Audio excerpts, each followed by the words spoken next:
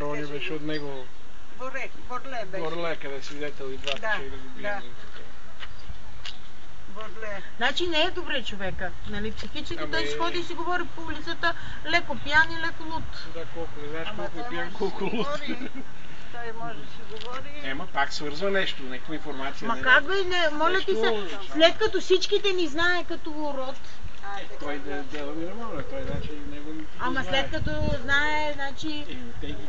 Ама вас по име ви знае Боби. Освен да е някой по-млад и такъв и сега да изглежда по-дръд така. Значи той не е възрастен да кажеш като майка. Не. Да кажем, да знам, може би 65, 60-65. Ама не, венчето сигурно се къпе и... Не мога да разбереш какво пие.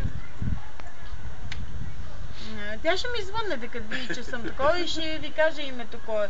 Ама въпросът е, че ме спираме, питам мене. Ама аз, Люси гледа, Людмила от Казанлък, а тя още се беше вренчила.